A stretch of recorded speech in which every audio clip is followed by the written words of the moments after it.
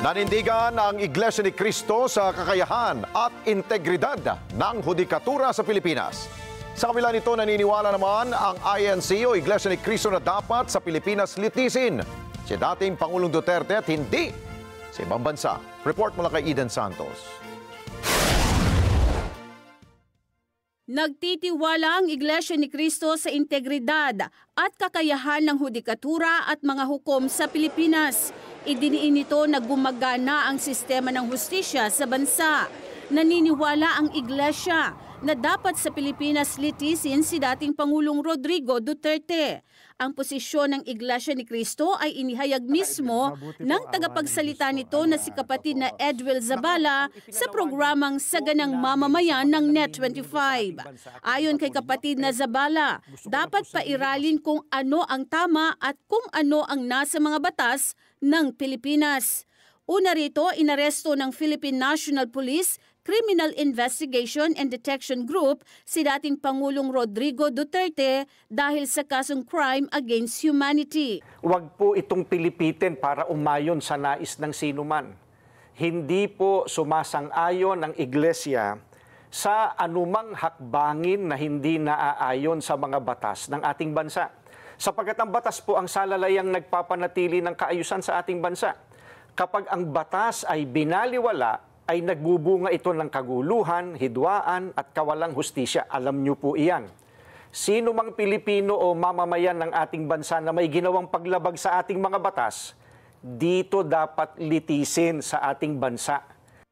Dagdag pa niya na hindi dapat isuko ng gobyerno ang soberanya ng Pilipinas sa dayuhan. Bakit po? Sapagkat gumagana naman ang sistema ng ating hustisya. Hindi po natin sinasabing wag litisin ang dating Pangulo sa mga iniaakusa laban sa kanya.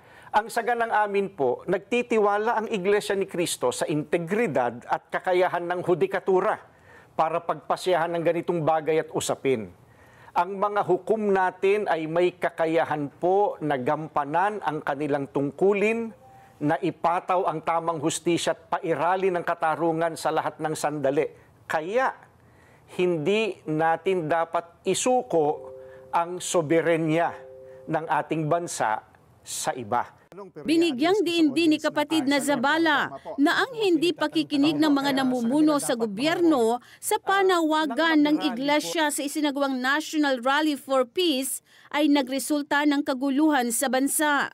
Nang mag-rally po ang Iglesia noong January 13, 2025, ang ipinanawagan po namin sa mga namiminuno sa ating bansa, at malamang ay naaalala niyo po ito, kapayapaan, pagkakaisa, at unahing asikasuhin ang problema ng ating bansa at mamamayan nito kaysa yung mga hakbanging magbubunga lamang ng awayan at hidwaan.